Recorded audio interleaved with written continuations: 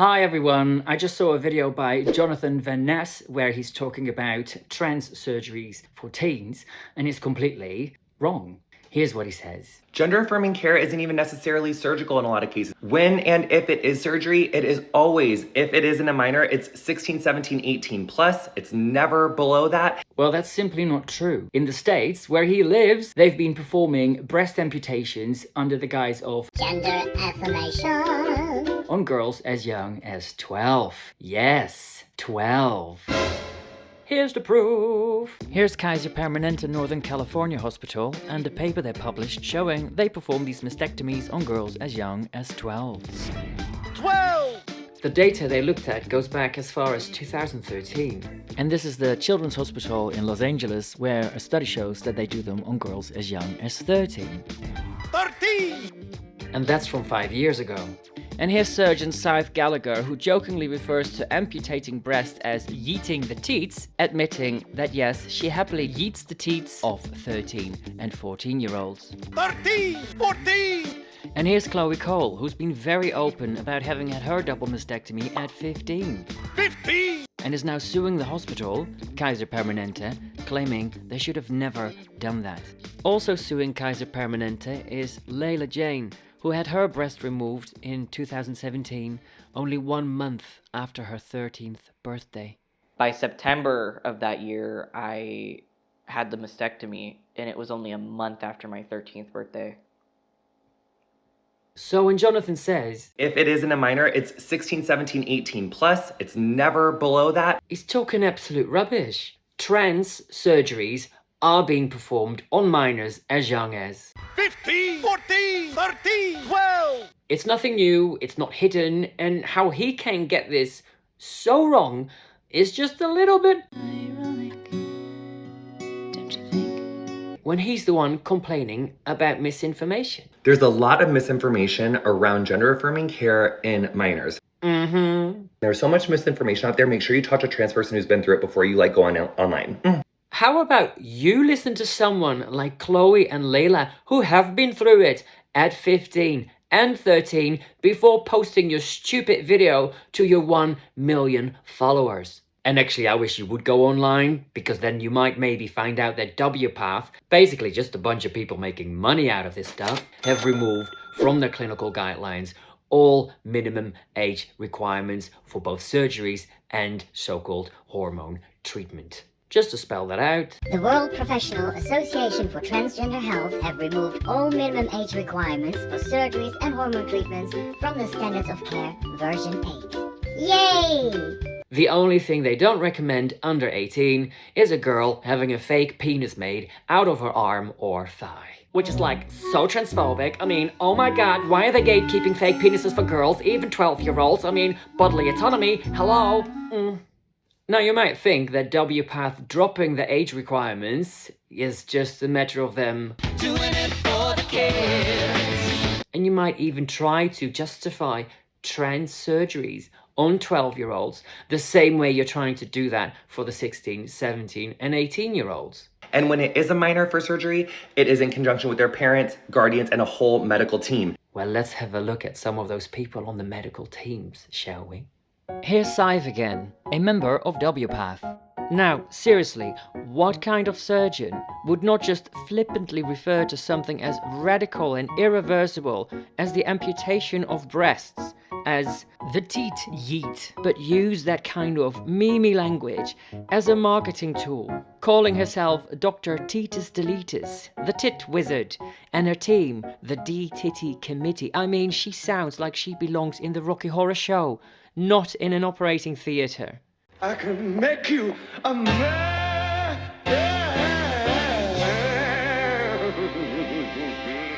Yeah, she's laughing all the way to the bank while drinking champagne from her own branded glasses. And here's what she posts on TikTok when she hasn't got enough breasts lined up to amputate. Just realized I only get to yeet 4 teats next week. One of her patients was Grace Ladinsky Smith.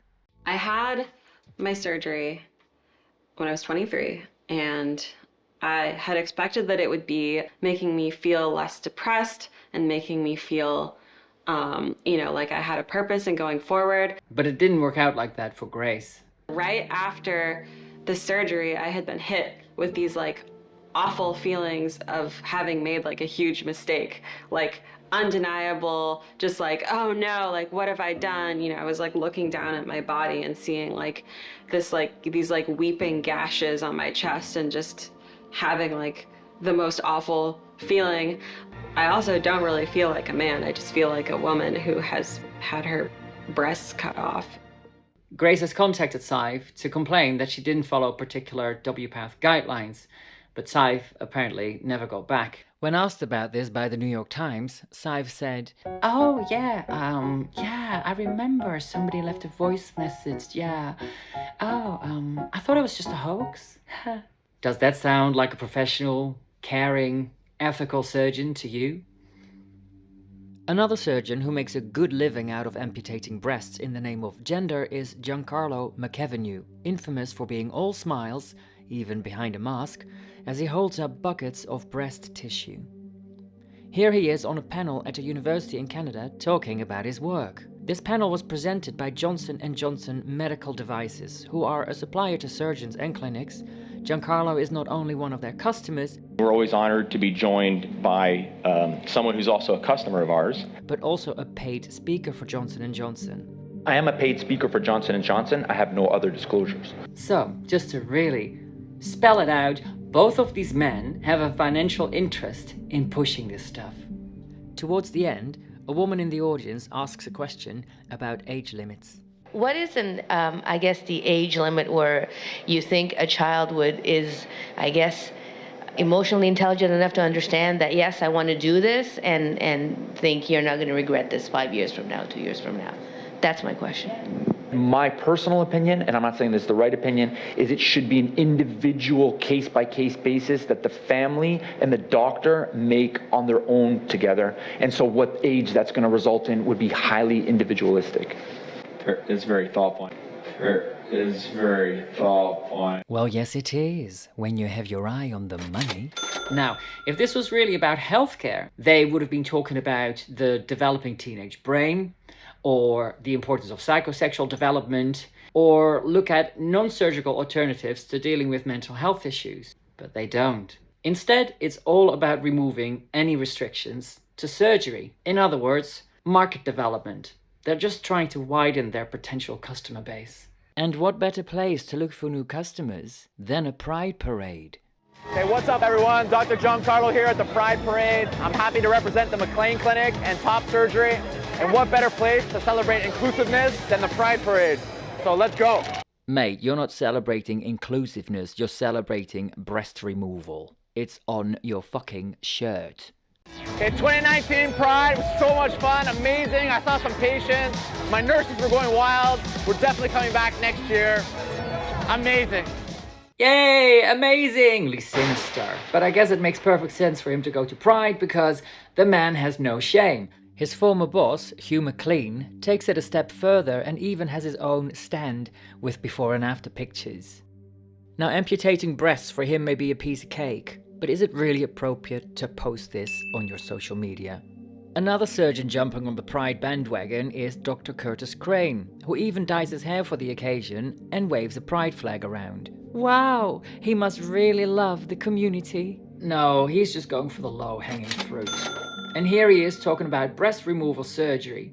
Now, listen to him and then you tell me, does he sound like a conscientious surgeon or more like a cheap, sleazy salesman? We offer everything you can think of. Whatever a patient's request is, whether they just want more of a breast reduction or if they want to be completely flat, or if they want to be completely flat with no nipples, or if they want nipples in the shape of a Christmas tree. Christmas trees? With Crimbo Gender Nipples, it really can be Christmas every day. Yay! Christmas trees, Star of David, squares, diamonds, stars, rainbows, horseshoes, frosted Lucky Charms. We're happy to accommodate your needs. And remember, this guy is not some kind of back alley doctor, but supposedly one of the world's most renowned surgeons and a member of WPATH.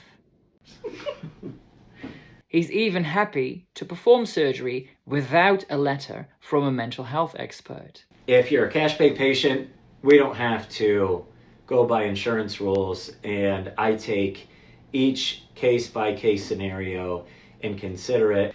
And so in situations like that, if it's a cash pay patient, I say, yeah, let's waive your letter. I deem this appropriate, and I understand. Let's have your letter. Okay, one more. Johanna Olson-Kennedy. She's the medical director for the Center for Trans Youth Health and Development at the Children's Hospital, Los Angeles, and a member of WPATH. She's the one who ran the study that revealed that they were doing breast amputations for gender-affirming purposes on 13-year-olds, and uses the study to argue that age should not restrict access to surgery. That's been the agenda for years.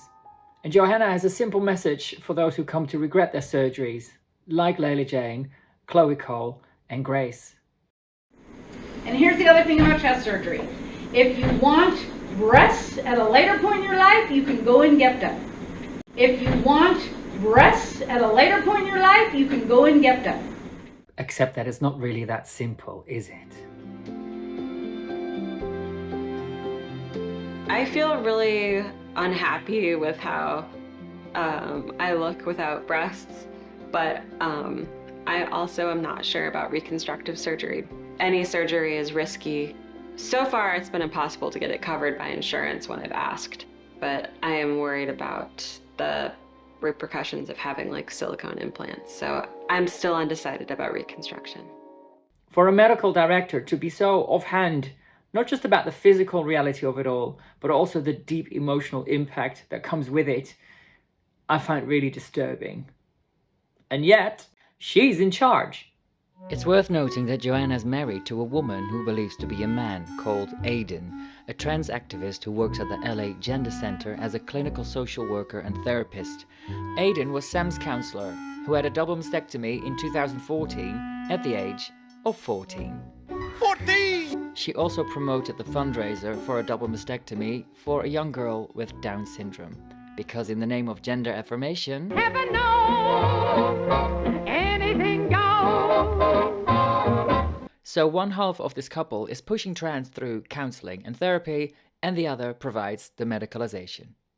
Both have an affiliation or financial arrangement with Endo Pharmaceuticals that produces puberty blockers and synthetic hormones, like the testosterone Sam needs to inject every week, and the estrogen she is happy to prescribe to boys as young as 13, like Josie.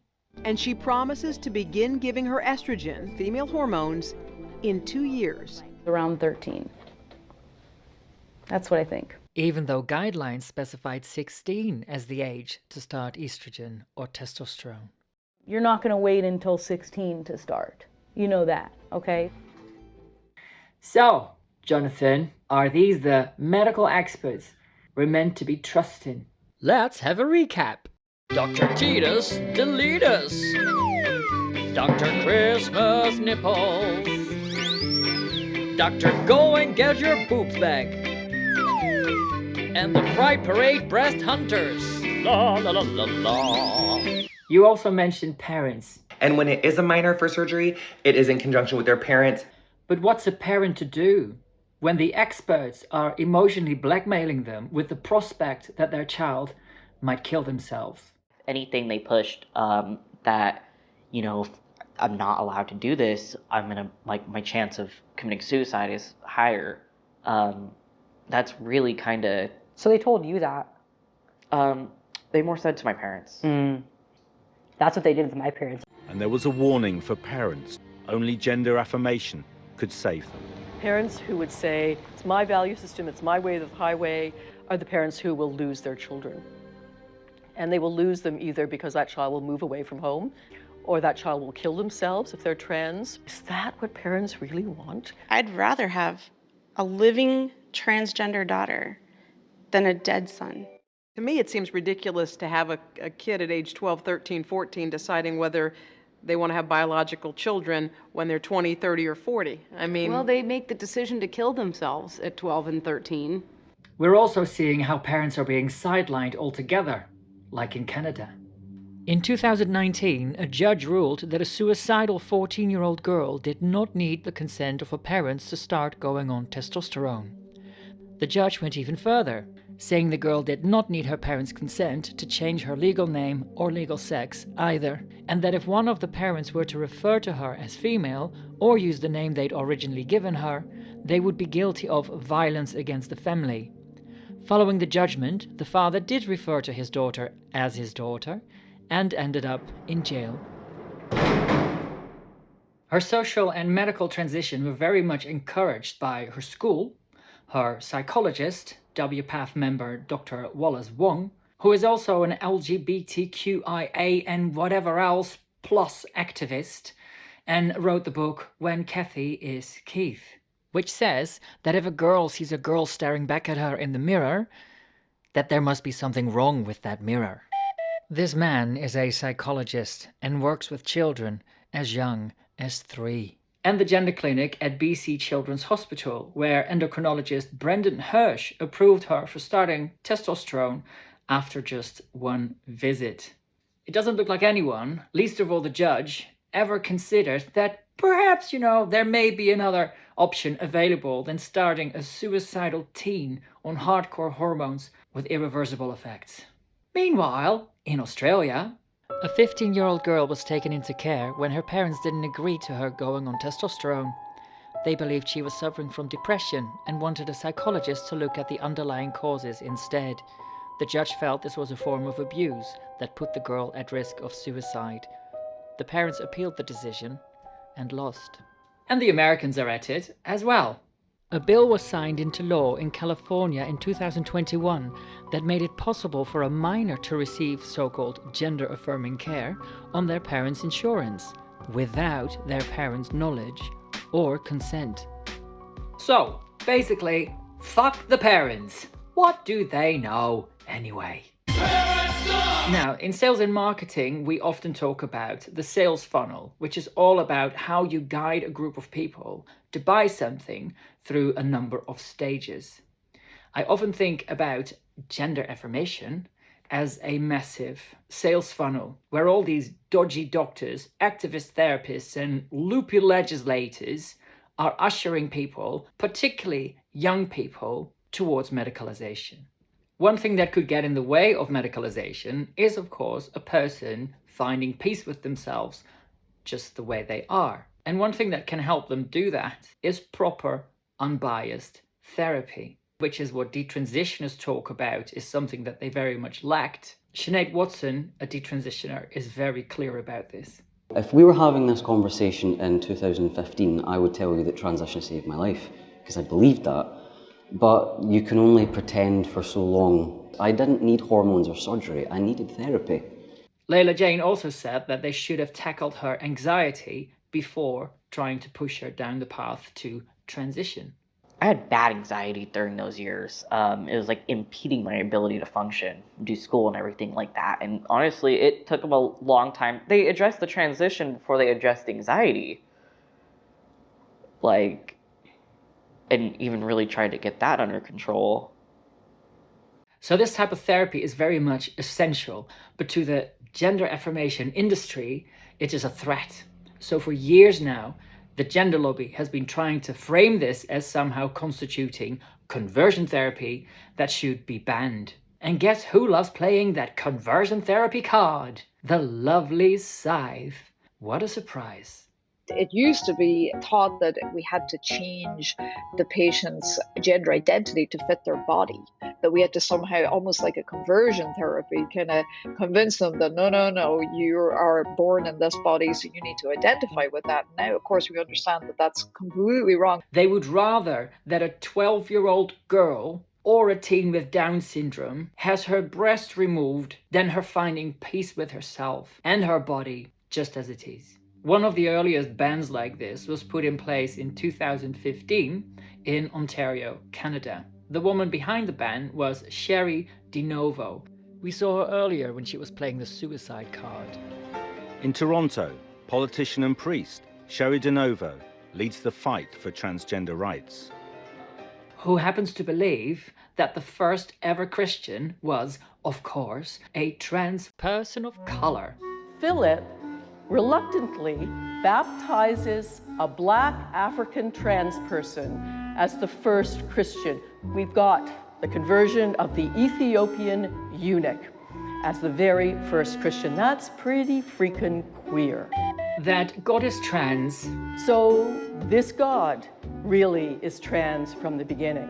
And that queer is the new normal. You are the new world. We want to show them that we are every color of the rainbow, that there is no normal anymore, that this is the new normal. Honestly, I'm not making any of this up. Not Dr. Christmas nipples, not Dr. Go and get your boobs back, and not Mrs. God is trans. This is all. These are real people. And if you ever wonder, how did we get here? It's people like this that have made it happen. Sherry, by the way, is a woman who's married to a man. And that's pretty freaking queer. As a direct result of the ban, the world's leading expert in gender dysphoria, I much prefer the term sex distress, I think it's much more accurate, was investigated and sacked from the clinic where he'd been working for years. His name is Kenneth Zucker. For 3 decades, Zucker and his team treated more than 1,000 children at Toronto's Child Gender Clinic at the Centre for Addiction and Mental Health, CAMH. For years, he'd helped children work through even the most severe cases of sex distress without medicalization. Little kids can present with extreme gender dysphoria, but that doesn't mean they're all going to grow up to continue to have gender dysphoria. Some will, but a lot won't. After he was sacked, he took legal action and managed to secure a payout, but the damage had been done. So I'm guessing that since 2015, hundreds of young people will have been sterilized or had reproductive organs and body parts removed that could have been avoided if only they had had access to proper mental health support. In 2022, that ban in Canada went nationwide. In Australia, a couple of different territories have also banned it. A couple of European countries have also jumped on the bandwagon. And in the UK, there's been a concerted effort to also get it banned. But because of the efforts of organizations like Transgender Trend, Sex Matters, the LGBT Alliance, and the Gay Men's Network, which I'm part of, that hasn't happened yet. And it's so sneaky and disturbing to me how they try to position proper therapy as conversion when the actual, literal, physical, medical conversion is cloaked as affirmation. This is how trans turns everything on its head, upside down, all the time. So, just to sum up, this is what gender affirmation means in practice. No age restrictions, weaponizing suicide, sidelining parents, banning proper therapy, and opportunistic surgeons having a gay old time. Amazing. And all of this is happening at a time where double mastectomies are not only being glorified on TikTok. When I was 16 years old, I got top surgery. I look amazing. Gorge. I look so good. It saved my life. Top surgery will always be my biggest act of self-care. I'm really happy. But also being celebrated by big brands like Braun, Oxfam, Dr. Martens, Costa Coffee, Luna Pads. Paraded on TV shows for kids. Ken je het woord euforisch? Nee. Oké, dat is echt heel blij. Echt heel blij. Ik werd wakker en ik wist dat ik geen borsten meer had, dat het plat was, dat het was zoals ik altijd heb gewild, zoals ik me van binnen voel. Ik was echt tot plafond, zeg maar door plafond vrolijk gewoon. Het is een soort van dat je vliegt. Ja. Ja, ik ben daar gewoon super blij. En dat wil ik ook. Misschien, dat wil ik ook. Normalized in books for toddlers. Like this book for kids up to age 7. Yay, mastectomy scars. Or this one for 3-year-olds and up. T is for trans. But not for titties. And where your local gay bar is running a fundraiser for it. Ta-da, Tates, ta-das! Off with those breasts! This video was actually meant to be just a quick 2-minute TikTok, but I think it's important to show the bigger picture of so-called gender affirmation and the people behind it. And it drives me nuts when someone like Jonathan spreads misinformation, makes it sound like everything's hunky-dory, as if double mastectomies are just a natural part of living a teenage dream, and tries to minimize any criticism or concerns with stupid little quips like this. There's not minors just driving themselves in, making irreversible surgical decisions. And as much as especially the medical providers would have us believe that this is indeed healthcare, and don't you forget it. It is anything but. Just as trans women aren't women, gender affirming care isn't care. It is medicine. And no one knows that better than the detransitioners. I never was truly suicidal until I detransitioned and was having to deal with the real consequences of things like joint pain so bad I couldn't get out of bed last winter, of things like pelvic pain so bad I was curled up in the fetal position on the couch, until realizing that I may have destroyed my chance completely of having children, until realizing that parts of my body are gone, that there was nothing wrong with. There was nothing wrong with my body, and it was cut up. And the parents. My name is Abigail Martinez. It has been 3 years and 164 days since I lost my daughter, Jaylee. I miss her every single day. Let me tell you how she died. CPS took my daughter when she was 16 years old. It was held by her public school counselor and LGBTQ group rights and another trans-identified girl. My daughter was taken from her loving home because the state of California claimed I was abusive for not affirming her trans identity. I lost my daughter over a name and a pronouns. Even after I promised to call her a male name, it wasn't enough. My daughter was not a boy trapped in a girl's body.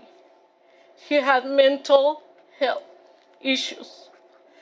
Against my consent, my daughter was given testosterone instead of therapy.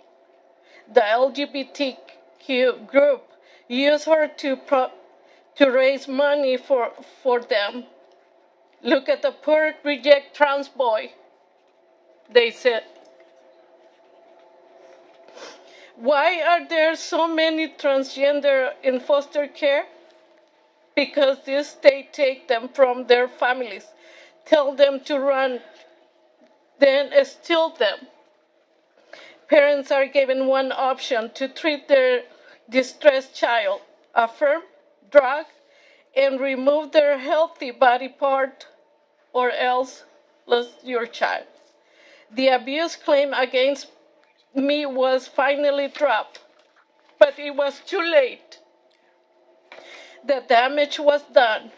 By then, my daughter was in a horrible mental and physical pain. My daughter knelt down in front of a train.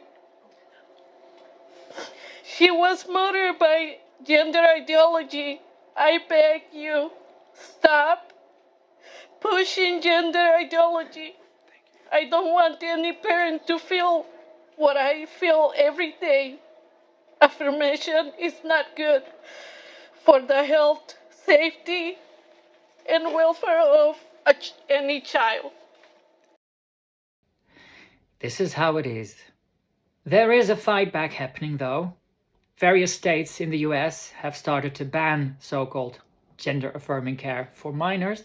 And we now have a number of lawsuits in the US by the likes of Chloe, Layla Jane, Luca, and in the UK by Richie Herron.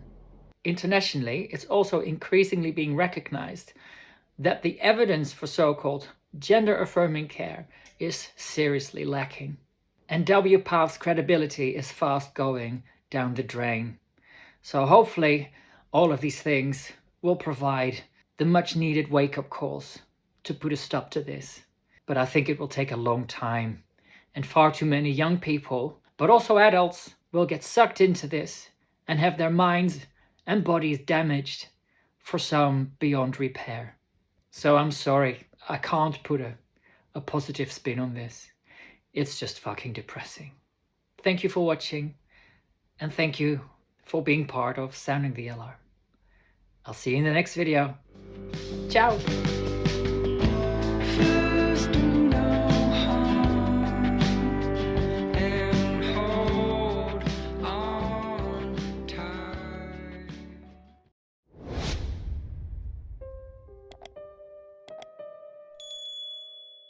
If you found this video useful or informative and you'd like to support me in making more, please consider supporting me via Patreon, or if you prefer, send me some love via PayPal.